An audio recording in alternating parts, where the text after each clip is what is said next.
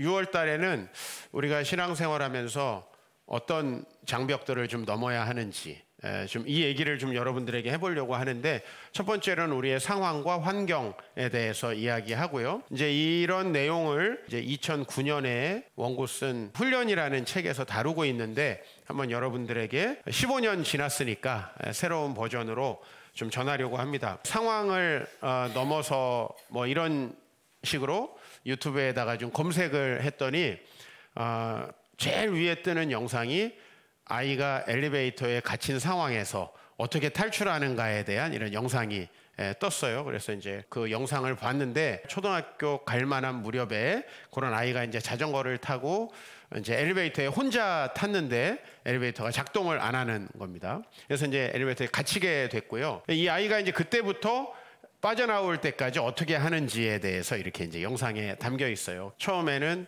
어떻게 할까 하다가 막 문을 열어보는데 이제 안 되니까 엘리베이터의 모든 층의 버튼을 눌러서 엘리베이터가 혹시 어느 층에 쓸 수 있나 하는데 작동을 안 하죠. 그래서 이제 사람을 막 부르는데 또 아무도 답변을 안 하고 이런 상태에서 조금 있다가 자전거를 엘리베이터 버튼 있는 데 쪽으로 갖다 놓더니 제일 위에 무슨 버튼이냐면 비상벨 버튼이 있어요. 그 비상벨 버튼을 눌러가지고 사람이 와서 열어줘서 탈출하는 장면까지. 제가 좀 인상적으로 봤던 건 이 아이가 굉장히 어린 남자아이인데 전혀 당황을 하지 않는다는 거예요. 성인들이 볼 때에도 애가 담담하고 대담하구나 라고 하는, 어떤 우리가 어려운 상황에 닥치게 되면은 사람은 시야가 좁아진다고 합니다. 불이 나면 최대한 호흡을 좀 가파르게 하지 않아야 된다는 거예요. 왜? 내가 불을 끌 수 없다면 빠져나오기라도 해야 되는데, 빠져나오려면은 호흡이 가쁘면 연기를 마셔가지고 이제 중간에 쓰러지게 되죠. 사실은 여러분, 불 나면 사람들이 불타 죽을 거라고 생각하는데 90% 이상 연기에 질식해서 죽습니다. 우리가 어려운 상황이 되면 왜 시야가 좁아지는가? 우리가 운동 경기를 봐도 알 수 있습니다. 여러분, 스타 플레이어는요, 되게 위기의 상황에서 삼진을 잡는 사람이죠. 어떻게 그 차이가 나느냐 했을 때, 사실 평소에는 프로야구 선수들 정도면은요, 전부 다 너무너무 좋은 공을 던진대요. 근데 타자가 쓰면 이제 실제로 다른 거죠. 분명히 라이브 피칭을 타자를 옆에다가 모형으로 세워놓고도 다 하는데, 실제 타자가 서면, 근데 그 타자가 막 홈런 30개야 쫄기 시작하는 거죠. 그죠? 공이 다른 데로 나가기 시작하는 거죠. 그러니까 우리가 위기 상황에서 어떻게 대처하느냐 하는 것은 하나님을 뭐 믿고 살고 안 살고를 떠나서 되게 중요한데, 중요한 거는 우리가 하나님의 말씀대로 살아야 한다는 것은 다 알고 있어요. 근데 그 하나님 말씀대로 살려고 하는데 어떤 위기의 상황이 되면 대단히 어리석은 결정을 한다. 여러분들도 한번 과거를 돌아보시면, 그럴 때 내가 왜 그런 멍청한 짓을 했을까? 이런 지점이 굉장히 많이 있고요. 저도 마찬가지입니다. 근데 너무너무 중요한 상황에서 사람은 당황하죠. 그러면 뭐만 보이냐면 딱 주변에 인지되는 것만 보여요. 그러니까 굉장히 적은 것들만 보이기 시작한다는 거죠. 나는 그 엘리베이터에 있는 아이, 우리가 그 아이를 따라서 좀 신앙생활 할 수 없을까? 지금 오늘 이제 역대하에서 저희가 히스기야 왕을 다룹니다. 히스기야가 얼마나 중요한 왕이냐면, 우리가 열왕기라는 책이 있습니다. 왕들을 기록한 책이에요. 근데 그 안에서 솔로몬을 빼놓고는 가장 길게 기록된 왕이 이 히스기야 왕이고요. 또 이 히스기야 왕은 열왕기에도 나오고 역대기에도 나오고 이사야에도 나옵니다. 그 기술하는 방식은 조금씩 다릅니다. 그러나 히스기야 이야기를 통해서 우리가 볼 수 있는 건 굉장히 분명한데, 히스기야가 대단히 어려운 상황이었다는 것입니다. 히스기야가 당시에 어떤 상황이었는지 우리가 이제 1절 말씀을 한번 읽어볼게요. 이 모든 충성된 일을 한 후에 아수르 왕 사네립이 유다에 쳐들어왔다. 자, 예를 들면 성경 본문이 대체로 이래요. 이렇게 악한 일을 행해서 어떤 이방 나라가 쳐들어왔다. 대충 이렇거든요. 사사기에도 매번 이스라엘 백성들이 하나님을 잃어버렸기 때문에 이방 나라가 쳐들어왔다. 보통 이렇게 됩니다. 히스기야 상황은 어떻죠? 이 모든 충성된 일을 한 후에, 이 히스기야는 이스라엘의 개역 군주 중에 한 명입니다. 요시야, 히스기야, 요 몇 사람이 굉장히 개역 군주인데, 개혁이라는 게 왜 어렵냐면요, 지금까지 하던 방향과 역으로 나가야 돼요. 우리가 솔로몬이라는 왕은 아버지가 너무나 잘했고 계승만 하면 됩니다. 그러니까 좀 비교적 쉽죠. 아버지가 신앙생활 잘하면 교회 안 나오기 어렵잖아요. 그죠? 저처럼 부모님이 목사님이면 물론 그래도 그 와중에 또 안 다니는 사람도 있지만 사실 교회 안 다니기가 어렵지만요. 전혀 교회를 안 다니다가 부모님까지 전도하시는 분들, 전 대단하다고 생각합니다. 안 다니다가 부모님 세대까지 거꾸로 영향을 미치는 거죠. 부모님에게 좋지 않은 영향들을 많이 받았음에도 불구하고 역으로 이겨내는, 그게 바로 아하스와 요담이라는 왕의 뒤를 이은 이 히스기야다. 히스기야가 잘했어요. 근데 문제는 뭐냐면 잘했는데 쳐들어왔어요. 왜 쳐들어왔느냐 하면 아수르는 이미 아버지 할아버지 세대 때부터 강해졌던 나라예요. 그 나라가 북쪽에 있는 이스라엘을 이미 쳐들어와서 정복한 상태예요. 그러면 히스기야 때 내려오는 건 너무 당연한 것이죠. 그러니까 여러분 어떻게 보면은 여러분들이 신앙생활을 잘하고 있는데 어려운 일이 생기면 이거 정말 마음 힘든 거예요. 물론 신앙생활 못하고 있는데 어려움이 생겨도 마음이 어렵긴 해요. 저는 주로 그래봤기 때문에. 그러나 잘하는데 어려울 때가 조금 더 마음이 힘든 거는 사실이에요. 자, 그런 상황에서 지금 아수르가 어떤 나라입니까? 이미 아수르가 메소포타미아의 패자가 됐습니다. 항상 고대 근동은 메소포타미아 1등이 세계 1등이에요. 그런 거 있잖아요. 그죠? 그러면 미국에서 1등 하면 보통 세계 1등. 기업도 미국에서 1등 하면 세계 1등 기업이잖아요. 그죠? 그런 거예요. 이 메소포타미아의 1등이 그냥 고대 근동에서는 1등이에요. 유일하게 좀 대적할 수 있는 건 이집트밖에 없어요. 그렇죠? 근데 이때 이 나라가 얼마나 강성했냐면 이 나라 아수르, 제가 이렇게 사전에 찾아보니까 이렇게 나와요. 아라비아해에서 에게해까지 다스렸다. 아라비아해는 지금 사우디아라비아 밑에 있는 거기 아라비아 바다예요. 거기서부터 저 그리스 옆에 있는 에게해까지 거기가 아수르의 영향권이었다. 자, 그리고 이제 대륙으로 말하면 러시아 크림반도 밑에 보면 아르메니아라는 나라가 있습니다. 그 아르메니아라는 나라에서 이집트까지 여기까지 다스렸던 나라가 아수르다. 그러면 그 딱 중간에 어느 나라가 있냐면 유다가 있습니다. 이거 생존할 가능성이 있습니까? 상황상으로 봤을 때 유다는 이미 정복된 거나 다름없어요. 그리고 오늘 왕이 있는 곳까지 쳐들어왔다. 그건 무슨 얘기죠? 예를 들면 서울이 포위됐다 하는 건 서울 주변은 이미 다 먹혔다. 그런 식으로 지금 예루살렘 성만 딱 남고 이미 다 패배를 한 상태예요. 그러면 주변 나라들도 다 패배한 상태예요. 이런 상황에서 아마 굉장히 현실적인 방법은 항복을 하는 거죠. 그죠? 항복을 해야 왕은 안 잡혀갈 수 있습니다. 항복하는 대신에 뭐를 확보받죠? 통치권을 확보받습니다. 일반적으로. 그죠? 그 대신에 조공을 바치면 되겠죠? 그리고 그들의 신들을 따르는, 이게 고대 근동의 어떻게 보면 전형적인 방식이에요. 항복하고 생존권을 얻고 그 다음에 대신에 조공 바치고 그 나라 신의 신앙을 받아들이는 것. 이게 이제 일반적이에요. 그러니까 반대로 말하면 이스라엘이 전쟁을 해서 승리를 했다는 건 야훼 신앙을 전파한다는 거예요. 반대로 말하면 이게 누가 했던 거죠? 다윗이 했던 거예요. 그러니까 그 지금 반대로 가야 되는 상황이에요. 이사야의 36장에서 39장까지가 히스기야 기사를 다룬다고 했습니다. 거기에 이제 이 말씀이 나옵니다. 아수르의 사네립이라는 왕. 뭐 지금으로 말하면 우리나라 옆에 미국이 있고 미국이 아주 강력한 제국주의 정책을 펴서 우리나라까지 쳐들어왔다. 이렇게 생각했을 때 뭐 바이든 이렇게 보면 되겠죠. 그 사람의 대변인이 이렇게 말을 합니다. 이 열방의 신들 중에 어떤 신이 자기의 나라를 내 손에서 건져냈기에 여호와가 능히 예루살렘을 내 손에서 건지겠느냐. 이제 이성에 호소하는 겁니다. 시야가 굉장히 좁아져 있는 이스라엘 백성들에게 하나하나 따지는 거예요. 우리가 지금 아라비아해에서 에게해까지, 아르메니아에서 애굽까지 수많은 나라와 전쟁을 해가지고 그 나라를 다 이겼다. 이걸 이렇게 표현해요. 이 열방의 신들 중에 어떤 신이 자기 나라를 구한 게 있냐. 이렇게 설명하는 거예요. 보니까 그 각자 나라마다 다 자기들의 신들을 따르잖아요. 예를 들면 여러분으로 따지면 뭐 남편 의지하는 사람, 자식 의지하는 사람, 뭐 돈 의지하는 사람, 부모 의지하는 사람, 뭐 쾌락을 의지하고 술을 의지하고 마약을 의지하고 알코올을 의지하고 도박을 의지하는 이런 사람들이 쫙 깔려 있는데 다 안 된 것처럼, 자 오늘 여기 보니까 다 해도 안 됐다. 어느 기업이 여기도 망하고 저기도 망하고 여기도 망하고 다 망했는데 우리는 됐다. 뭐 이런 식으로 말하는 거죠. 그래서 아무 신도 건져내지 못했는데 여호와가 능히 예루살렘을 내 손은 사네립 왕이에요.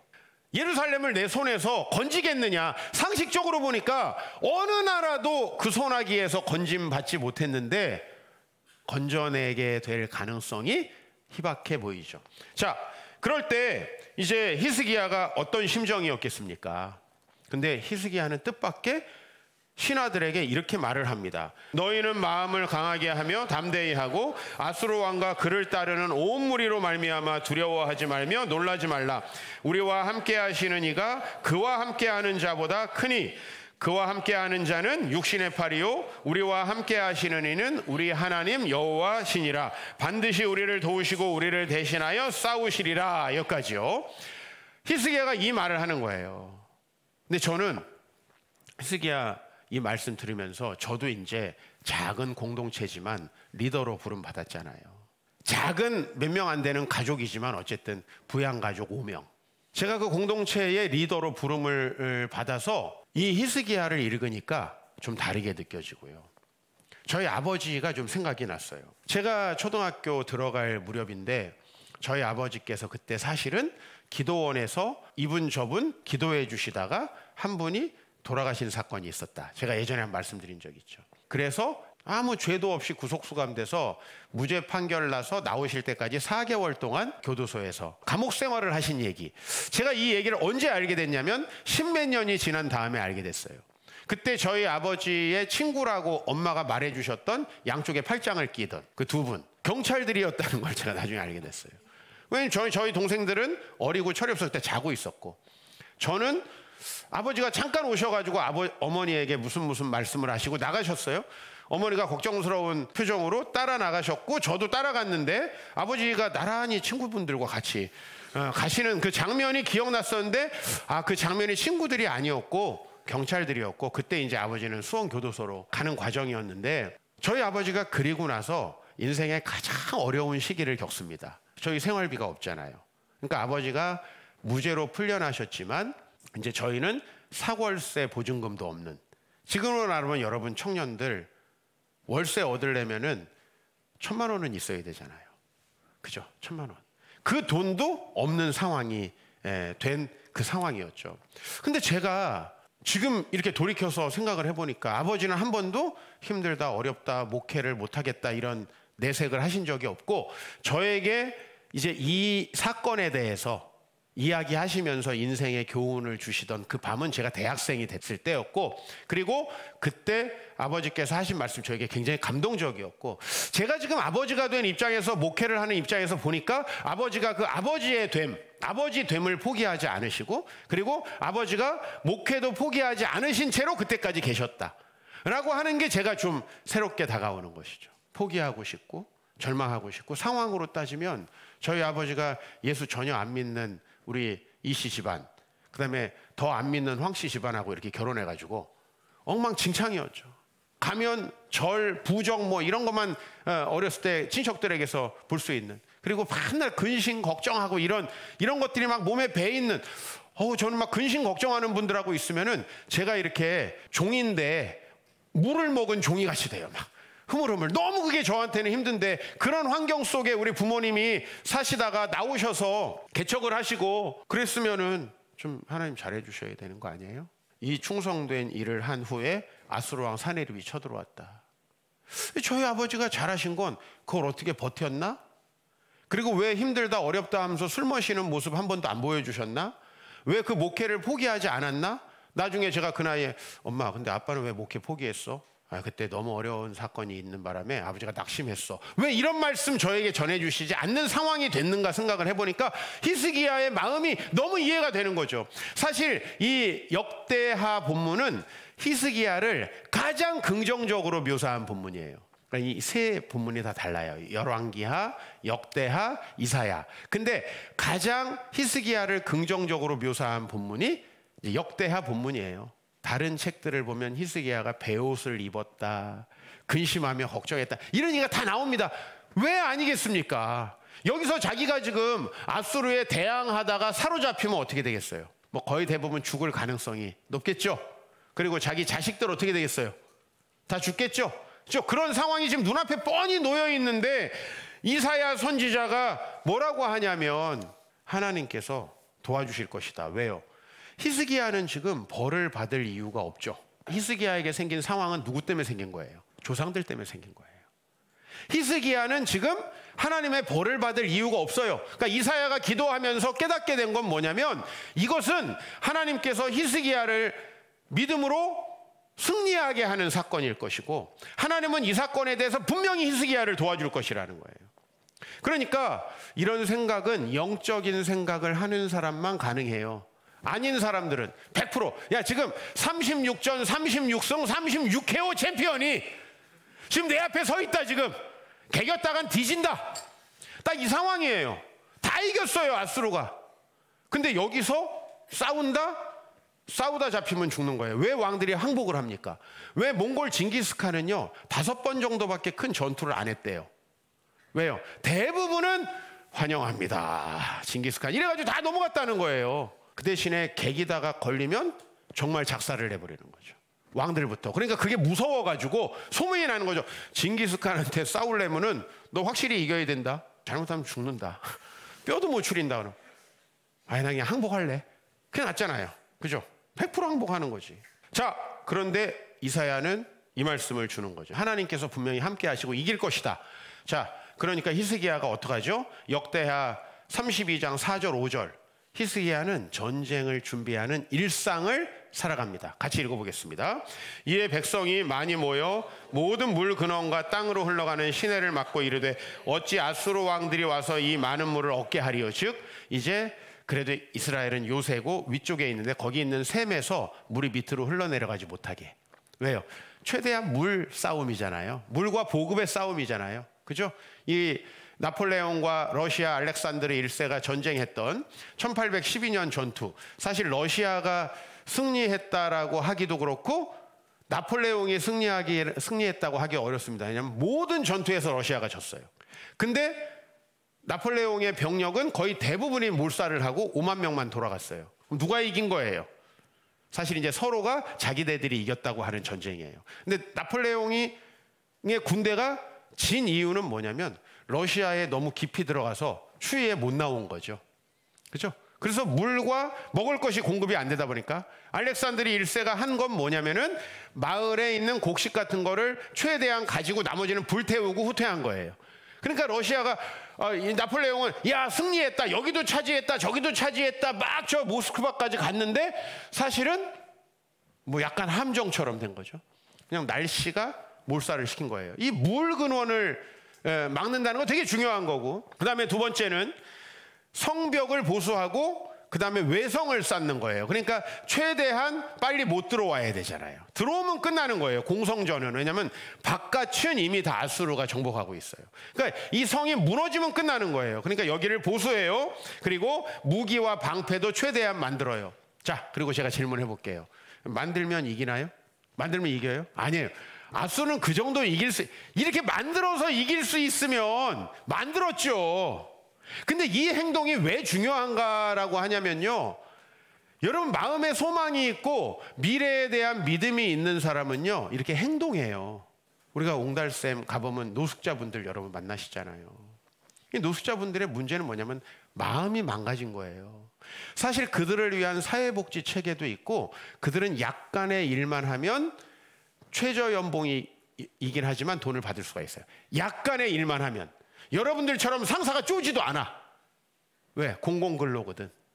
쪼지도 않아요. 그렇게 하면 때려쳐 이렇게 하지도 않아요. 혹시 그만두면 어떡하나. 막 공무원들이 더 걱정합니다. 근데 이분들이 보일 수 있는 건 뭐예요? 그냥 일을 하는 거죠. 안 빠지고 나오는 거죠. 그것만 하면 이분들은 사회로 복귀할 소망이 있는 거예요. 그러나 이분들 대체로 어떻게 하냐면 아예 나 그냥 국가에서 최소 수급자의 월급을 받고 아무것도 안 할래, 이렇게 되는 거죠. 사실 그분들이 한다고 재벌됩니까? 그들이 한다고 강남에 아파트 살 수 있어요? 그러나 노숙자분들의 회복의 시작은 뭐냐면 마음이에요. 전쟁을 해서 이길 수 있는 게 아니에요. 히스기야가 이거 뭐 물근원을 좀 막고 성벽을 보수하고 여기서 무기를 만들어봤자 나는 왠지 행주산성이 생각나. 이 안에 무슨 무기가 얼마나 있었겠어요. 아수르에게 이미 다 털리고, 기억나시죠? 히스기야가 그의 치세 초기에 아수르에게 성전에 있는 금도 다 벗겨다가 이미 다 갖다 바쳤어요. 없어요, 별로. 근데 신용을 하는 거죠. 여러분, 기도회에 나오는 사람과 안 나오는 사람 어떤 특징이 있어요? 삶은 다 어렵습니다. 근데 소망이 있는 사람은 나오죠. 왜? 아니, 내가 좀 기도한다고 바뀌겠어? 사실 그렇죠. 우리 아들 지금 꼴등인데 내가 기도한다고 1등 됩니까? 그거 아니죠. 근데 기도하는 사람과 안 하는 사람은 무슨 차이냐면 믿음으로 하나님 앞에 나아가느냐 나아가지 않느냐의 차이예요. 내가 거기 나가서 변화되는 게 아니죠. 그러나 그 사람은 어떻게 하겠어요? 소망을 갖는 거예요. 그러니까 일상이 다른 거예요. 자, 어떻게 하나 목회는 망하게 돼 있다. 제가 어떻게 목회하겠어요? 준비해봤자 어차피 설교 개판되고 성도들 들으면 또 시니컬해지고 그럴 거야. 이런 현실을 보면은 목회 못합니다. 그럼 저 아침에 공부 안 할 겁니다. 제가 아침 시간을 확보하는 거 얼마나 소중히 여기는지 아시죠? 전 아침에 일어나자마자 나와서 커피 한 잔 마시고 성경을 펴야 마음이 편한 사람이에요. 그걸 지금까지 줄곧 루틴으로 지켰고요. 정말 월요일이고 뭐고 간에 저는 항상 시간만 되면 그렇게 했어요. 왜냐하면 말씀 준비해야 되니까. 이건 뭐냐면 목회에 소망이 있는 거죠. 저는 목회자들을 만나서 1,100명 정도 우리 사이트를 통해서 만났잖아요, 목사님들을. 근데 정말 소망이 있는 목사님들은 정말 상황이 안 되는 것 같아도 다릅니다, 태도가. 그죠? 하나님이 똑같이 보시고 다 포기한 사람을 돕겠어요? 아니면 힘써 노력하는 사람 돕겠어요? 한번 생각해 보세요. 포기했다는 건 하나님 경외하지 않는다는 거잖아요. 기도도 안 한다는 건 에라 모르겠다. 자, 그리고 전쟁의 결과는 어떻게 됐죠? 우리가 오늘 본문에 읽지 않았지만 아수르 군대는 18만 5천 명이었습니다. 여러분, 성 안에 아무리 많아봤자 몇만 명, 18만 5천 명 못 이깁니다. 거기다 아수르는 전쟁에 굉장히 능한 사람들입니다. 이미 수도 없는 나라를 저희 승리하고 왔고 무기의 질이 너무나 다르죠. 하나님께서 18만 5천 명을 역병으로, 이게 제일 가능성이 높습니다. 역사가 여러 시나리오를 얘기하고 있기 때문에. 그러나 역병을 통해서 패퇴하게 하고 내란이 일어나게 했습니다. 사내립은 자기 자식들에게 죽습니다. 그래서 히스기야 시대에 다시는 아수르가 쳐들어오지 못합니다. 무슨 차이가 있느냐는 거예요. 항복했으면 시나리오 전혀 달라지는 겁니다. 자, 그리고 항복하면 히스기야가 평안히 죽었을까요? 아니죠. 모든 종류의 항복은 더 많은 걸 요구하죠. 더 많은 걸 요구하죠. 왕자들을 잡아가서 그쪽에 볼모로 잡고 있겠죠. 상황은 더 어려워지는 거예요.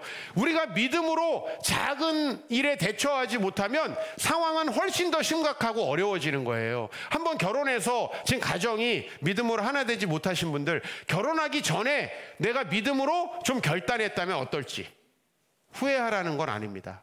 지금 태도를 바꾸기 위해서 우리 부부가 균열이 생길 즈음에 내가 정말 하나님만 의지했다면 어떨지 그 부분 한번 생각해 보자는 거예요. 그 부분. 말씀대로 살아야 된다고 다 얘기하고 주님 말씀하시면 내가 나아가리다. 저 이런 찬양 잘 안 해요. 그래서 안 나갈 건데 나도 마음이 많이 병들었어. 막 이 찬양을 하면 손 들면 제 손은 왜 드나? 어차피 안 할 건데. 그럼 여러분 목회가 되겠어요? 손이라도 드니 다행이다. 맞잖아요. 지금 순간적으로라도 은혜 받아서 다행이다. 그렇게 생각해야 목회가 되지. 저 어차피 가면 안 할 건데. 다음 주에 또 안 나올 건데. 그리고 진짜 안 나와. 제 목회가 되겠어요? 제가 그런 시니컬한 마음으로 목회해서 되겠어요? 여러분, 저를 보고 타산지석을 삼으세요. 제가 여러분들처럼 살면 목회가 어떨까? 제가 여러분들처럼 살면 여러분들은 저를 어떻게 생각할까? 이렇게 입장 바꿔놓고. 상황을 넘어야 주의 말씀대로 산다. 오늘 제목입니다. 주의 말씀대로 살아야만 여러분 잘 됩니다. 반대로 말하면 여러분 지금 충분히 경험했어요. 여러분 마음대로 살면 얼마나 힘든지. 우리 여성분들, 여러분들 마음대로 남편 바꾸려고 해봐요. 그냥 집은 막바로 지옥이 됩니다. 하나님께 맡기고 여러분들이 순종하면 가정 바뀌기 시작합니다. 저는 여러 번 체험했어요. 네. 상황은 우리에게 끝없이 굴복을 요구합니다. 이게 사탄의 방법이에요. 포기하면 상황은 더 악화됩니다. 신앙이라는 것은 우리를 위해서 목숨까지 바치신 우리 신의 아들 예수 그리스도, 그분을 믿는 거죠. 그분을 믿으면 그를 보내신 하나님을 신뢰하게 되는 겁니다. 그 하나님은 능치 못하심이 없지요, 문자 그대로.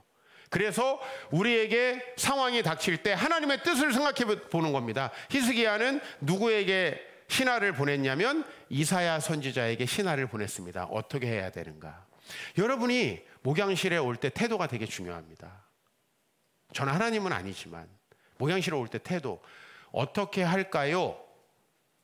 라고 오시는 분하고 이렇게 할 거니 기도해 주세요. 두 부류의 사람이 있어요. 두 번째 분들에 대해서는 제가 할 수 있는 게 없어요. 다 정해놨어요. 이미 끝났어요. 그리고 그 경우에 정말 잘했어요 라고 제가 오버하지 않는 한은 대부분 한숨소리가 들리면 안 되기 때문에 참는 중이에요. 하나님께 나아가는 태도는 그런 태도가 아니에요. 아이가 아파서 이번에도 안 될 것 같아요. 그가 아니라 아이가 아픈데 어떡할까요, 하나님? 돈이 없어서 안 되겠어요. 근데 어떻게 할까요, 하나님? 이렇게 얘기하는 게 기도예요. 근데 우리는 정해놔요.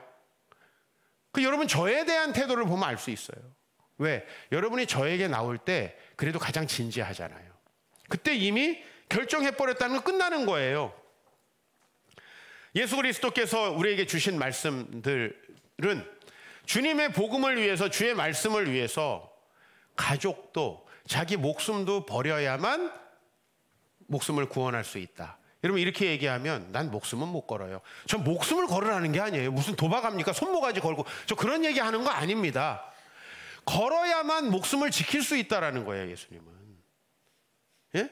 인간관계? 제가 여러분들보다 인간관계 개판입니까? 저 왕따예요? 아니잖아요. 인간관계를 잃어버릴 각오로 주님의 말씀을 지켰을 때 인간관계도 지켜진다는 얘기를 드리는 겁니다. 히스기야의 할아버지인 아하스가 만약에 아수르와 목숨을 걸고 싸웠다면 아하스 때 이미 아수르 문제는 정리됐을 겁니다. 이 아하스 왕은 아수르에게 잘 보이기 위해서 아수르의 신전 도면을 가져다가 성전을 리모델링까지 했어요. 그래서 이 문제는 히스기야에게까지 온 겁니다. 여러분 부모님이 빚이 엄청 많은 상태로 여러분에게 그 빚이 상속됐다 합시다. 또 여기서 그거 안 받으면 되는데 이렇게 하지 말고, 제가 하는 건 다 가정이에요. 근데 여러분이 예수 믿으면 빚이 없어져요? 아니에요. 거기서부터 시작하는 거예요. 근데 거기서 하나님이 이 문제도 해결해 주실 거라는 걸 믿고 나아가는 사람과 에라 어차피 10억 빚지나 11억 빚지나 12억 빚지나 이 사람하고는 정말 다른 거예요, 여러분. 정말 다른 거예요. 하나님은 그 마음을 아시는 거예요. 그 태도를 아시는 거예요. 그래서 그 사람에게 축복하시는 거예요. 가족을 버리라고 하니까 목사님이 신천지입니까? 내가 가족 버렸습니까? 제가 우리 내 자녀 버리겠습니까? 저는 책임감 하나는 강합니다. 우리 와이프, 우리 애들 절대 버리지 않을 거고요. 나는 내 동생들이 만약에 저보다 먼저 세상을 떠나면 조카들까지도 책임지고 싶습니다. 절대 버리지. 제가 가족 버렸냐고요. 그러나 가족 때문에 개척을 못해요. 가족 때문에 헌신을 못해요. 전 그렇게는 못하겠습니다. 아브라함이 본토 친척 아비집을 떠날 상황이었나요? 본토 친척 아비집 떠나면 죽는 상황입니다. 모세가 바로의 손에서 민족을 구원해가지고 가나안 땅으로 갈 상황입니까? 아니죠. 사바사바에서 나 원래 여기 공주님 누구의 아들이다. 나도 한 자리 다오. 이렇게 해야 맞는 거죠. 맞잖아요. 상황은 늘 그렇다는 거예요. 다윗이 골리앗의 나라 블레셋과 싸울 상황입니까? 아니잖아요. 그런데 이들은 그렇게 했다는 거죠. 히스기야가 지금 아수르와 싸울 상황입니까? 이 이후에 스룹바벨이 바벨론에서 돌아오는데 지금 다 망해갖고 돌아온 사람들이 교회 지을 상황이냐고요. 그런데 미국의 초기 개척자들은요, 제일 먼저 일단 바다에서 절반이 죽었어요. 신앙의 자유를 떠나서 가다가 바다에서 절반이 죽었는데도, 그리고 거기 가가지고 한 겨울을 보내다가 또 절반이 죽었어요. 그 상황에서도 교회를 짓고 하나님께 영광을 돌리는 일을 제일 먼저 한 거예요. 배울 점은 배워야죠. 지금의 미국과 좀 다르지만 제자들이 예수님 따를 상황이었습니까? 아니라는 거죠. 바울이 예루살렘에 가서 복음 전할 상황입니까? 근데 하나님께서 어떻게 하셨습니까? 가래요. 예루살렘으로 가래요. 가면 어려움이 있을 거라고 성령께서 말씀하세요. 보통 성령님은 어려움 없다고 말씀하시잖아요. 근데 이 상황은 어려움이 있을 거라고 말하는데도 가래요.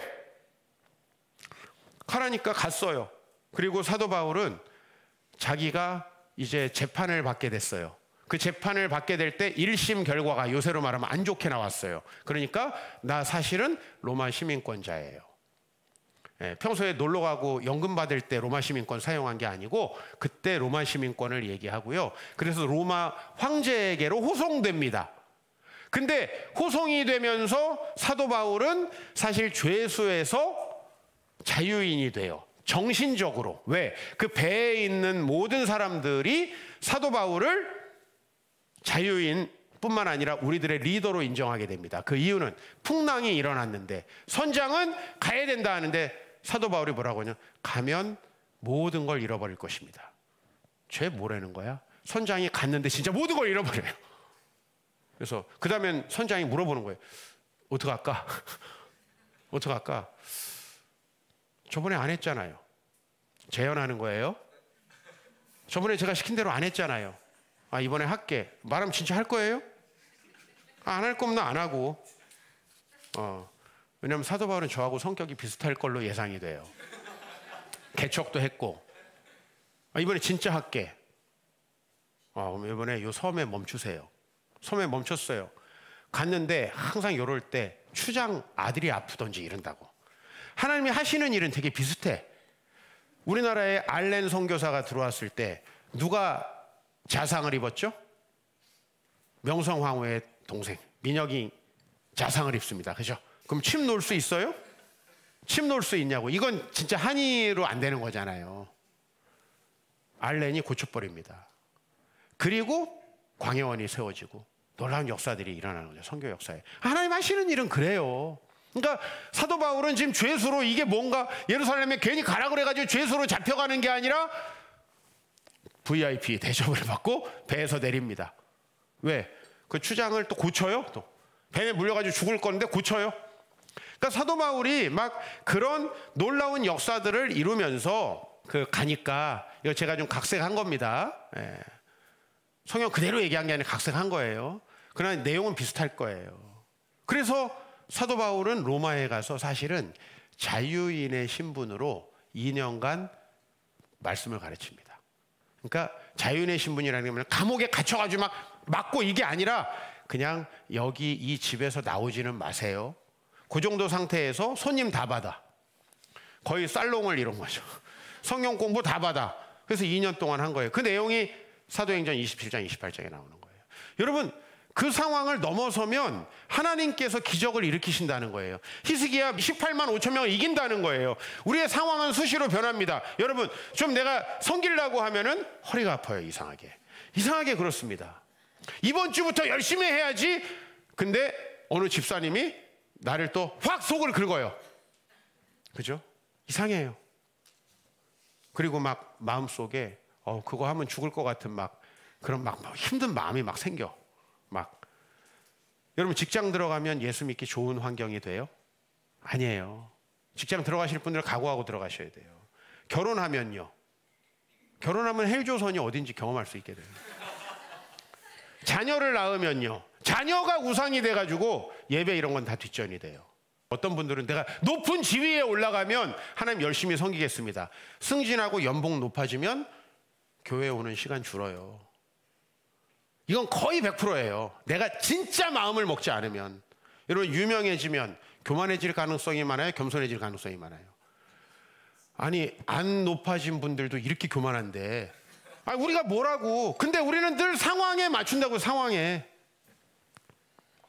그럼 100% 안 돼요. 왜? 대체로 하나님은 믿음이 있어야만 극복할 수 있는 상황에 우리를 몰아넣는 거예요. 믿음이 있어야만. 그때 우리는 상식으로 안 되는 것들을 하나님이 하실 수 있다라고 인정하게 되고, 아, 요 놈은 믿음이 있구나. 마치 뭐예요? 모리아산에 가가지고 아들을 안 바쳐도 살고 바쳐도 살아요. 결과는 똑같았죠. 어차피 이삭은 아들이에요. 근데 안 갔어요. 똑같잖아요. 골리앗과 싸워도 살았고 안 싸워도 살았어요. 그러나 똑같은 인생인가요? 전혀 다른 인생이 된다는 거예요. 예? 아들을 주님 앞에 드려도 살고 안 드려도 살아요. 어차피 다 살아있어요, 우리 애들. 그러나 되게 달라요. 제가 제 훈련이라는 책에 써놓은 이야기 이거죠. 그게 2009년에 쓴 원고입니다. 15년 전 원고예요. 제가 그때 거기서 결심한 게 있어요. 뭐냐면 개척교회라 안 된다는 말은 안 하겠다. 3년 동안 제 입에 붙었더라고. 개척교회라 안 된다. 이게 붙었더라고요. 그리고 진짜 그때부터 그 얘기를 안 했는데 그때부터 진짜 부흥이 있었던 것 같아요.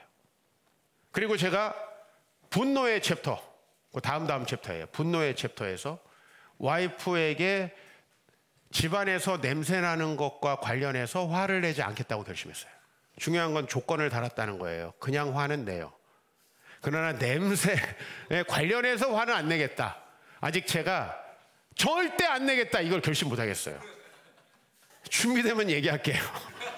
그러나 저는 적어도 그 말씀만은 확실히 지켰습니다. 저는 기저귀 냄새 미칠 것 같은데 이 세 놈이 1살, 2살, 4살인데 계속 똥을 싸가지고 버텨내는 2009년에 우리 시은이 4살, 우리 지민이 2살, 재현이 이제 돌쯤 됐을 때 제가 그 원고를 썼어요. 아, 미치겠는 거야. 네. 어떤 사람은 냄새가 안 난대. 통증이 안 느껴진대. 난 너무 좋아, 그런 분들이. 잘 때 누가 얘기해도 안 들린대. 난 너무 잘 들리고 너무 고통스럽고 너무 냄새가 많이 나요. 아, 그렇게 생겨 먹었어요. 상황 때문에 안 되면 안 되는 거죠. 그죠? 이번 주에 많이 생각난 게 제가 개척하기 전에 정말 그 서울에 특히 이 제가 사역했던 이 지역에다가 뭔가 젊은이들이 회복돼서 다닐 수 있을 만한 교회를 세워야 된다라는 비전을 얻었는데 여러분도 다 생각하시잖아요. 서초동 하면 무슨 생각이 제일 많이 들어요? 서초동에 사무실 내라. 무슨 생각이 들어요? 비쌀 텐데. 다 이 생각 들잖아요. 사무실과 교회는 전혀 다르지만 임대료는 똑같아요. 그러니까 제 마음속에 너무 고통스러운 거예요. 돈 한 푼도 없는데. 근데 우리 아버지께서 2005년 10월 마지막 주 교회 못 나오셨어요. 그래서 제가 아버지 집에 가서 아버지 좀 얼굴 뵙고 마지막 대화를 나눴어요. 사실 그게 마지막 대화일 줄 몰랐는데 아버지께서 서울로 가라고. 제 마음속에는 너 왜 자꾸 딴 데로 가려고 그래? 그래서 아버지 왜요? 다음 주에 얘기하자고 하시고 토요일 날 돌아가셨어요. 무정한 남자입니다. 다음 주에 얘기하자고 해놓으면 주일까지 살아있어야 될 거 아니에요. 화요일 아침에 쓰러지셨다고 전화 받고 병원에 가서 4일 동안 지키다가 토요일 돌아가셨습니다. 그러니까 저는 그냥 그게 유언이 돼버린 거예요. 유언 안 지킬 수 있어요? 청개구리도 유언은 지키잖아요. 안 지킬 수가 없는 거예요. 장례식 끝나자마자 저 올라와서 개척 준비했어요. 끝나자마자 처음에 같이 우리 박정길, 박환민, 양박 우리 전도사하고 제가 개척을 했습니다. 근데 아무리 봐도 교회가 안 될 것 같아요. 근데 우리 박정길 전도사가 어떻게 되겠냐 우리 교회 잘 될 것 같습니다. 그래서 이유가 뭐야 잘 모르겠습니다. 근데 어쨌든 그 얘기가 힘이 된 건 사실이에요. 왜 다 안 된다 그랬거든. 우리 선배들 다 안 된다 그랬거든. 저는 상황에 굴복한 적이 많고요. 목회할 때 그런 실수도 많이 했습니다. 그러나 제가 2019년에 이제 교회를 이전하지 않을 수 없겠다라고 하는 그 여러분은 좀 상상하기 어려운 영적 압박을 받았습니다. 저희 아내가 건강검진 받으라고 할 정도로 아무 이상이 없어요. 가서 받아보면. 근데 저는 너무너무 마음이 힘들었습니다. 우리 그때 옆집에 살고 있던 우리 송 집사님, 그때 안수 집사였죠. 밤에 만났습니다. 산책이나 하자. 그래서 뭐 서초동 사니까 어떻게 해요? 서초동 근처 이렇게 걸어 다니면서 우리 이전하려고 하면은 잘 되겠나? 했더니 누가 반대하겠습니까? 나중에 보니까 반대 또 하는 사람 한 가정 있었어. 근데 누가 반대하겠습니까? 잘 될 것 같습니다. 뭐 그 말 해줘가지고 장로된 건 아닙니다. 그러나 그 말이 꽤 힘이 됐습니다. 왜? 제 마음을 아시는 분들 꽤 계시지만 전 진짜 이전하기 싫었습니다. 목사님 교회 좀 부흥하니까 건물 샀구나. 이런 소문이 있는데 전 정말 그거 하기 싫었습니다. 상황을 뛰어넘으라는 음성에 그 조언에 귀를 기울인 것 뿐이고요. 여러분 주위에는 수많은 사운드가 있겠죠. 수많은 보이스가 있겠죠. 그 중에서 여러분이 뭘 택하느냐가 여러분의 믿음이라는 것입니다. 상황을 바라보면 두렵고 여러분은 근시안적이 됩니다. short-sighted. 근시안적이 됩니다. 그때 여러분이 본 게 전부라고 생각하면 여러분 인생은 너무너무 고통스러워집니다. 그러나 십자가에 죽으시고 부활하신 주님을 바라보면 모든 상황을 이겨낼 수 있는 믿음이 생깁니다. 이 설교를 준비하는데 하나님께서 또 저에게 설교에 도움을 주시기 위해서 뉴스를 하나 보게 하셨습니다. 저 부산에 가면 금강공원이라는 공원이 있답니다. 저는 안 가본 곳인데 부산 금강공원에 가면 바위를 쪼갠 소나무라고 이 유명한 소나무가 있대요. TV에서 그 사진으로 보니까 큰 이런 바위가 둘로 이렇게 쪼개져 있고 그 사이에서 이 직경 40cm 정도 되는 소나무가 우뚝 서 있습니다. 사람들이 수령을 조사해 봤더니 최소 80년 이상 된 나무예요. 그래서 이 나무를 도대체 어떻게 했나? 가능성이 세 가지죠. 바위 위에서 발화했거나 중간에서 발화했거나 바위 밑에서 발화했거나. 근데 바위 밑에서는 싹이 발화할 수가 없대요. 그러니까 이거는 살짝 갈라진 바위 틈새에서 발화를 한 것이다. 뿌리는 밑으로 내려가고 줄기는 위로 올라와서 이게 몸집을 키우면서 바위를 박살낸 것이다. 이제 이런 결론을 내더라고요. 80년에서 100년 정도 살았다. 왠지 저는 인간인 것 같아요. 왠지 저에게 뭔가 말씀해 주시는 것 같았어요. 그리고 그 바위 중간에서 이게 막 물이 있어요, 뭐 흙이 있어요, 뭐가 있어요. 약간의 흙이 있었겠죠, 거기에. 거기에서 발화한 이 나무가 80년, 100년을 버텨서 바위를 쪼개버렸다고 하는데 왠지 저에게 뭔가 보여주시는 것 같아요. 히스기야가 도저히 이거 극복할 수 없는 상황이에요. 그러나 믿음으로 포기하지 않고 땅으로 뿌리를 내릴 때, 믿음의 뿌리를 내릴 때 이게 바위를 쪼갰구나. 너무 신기한 나무로 소개가 되는 거죠. 여러분, 상황에 굴복하면 그냥 바위 사이에 갇혀서 죽는 거예요.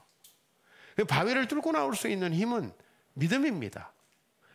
제가 여러분들을 장례식하면서 혹은 여러분이 저를 장례식하면서 야, 그 소나무처럼 잘 살았네. 이 모든 환경을 뚫고 나와버렸네. 야, 이런 부모님의 혹은 이런 목사님의 이런 장로님의 이런 집사님의 정말 신앙을 본받아서 나도 살아야겠다. 그런 감동을 줄 수 있는 사람. 여러분이 그런 사람이기를 소망하고 그렇게 여러분 히스기야보다 더 강하게 상황을 극복하면서 여러분들 메시지를 전할 수 있는 그런 인생 되시길 축복합니다.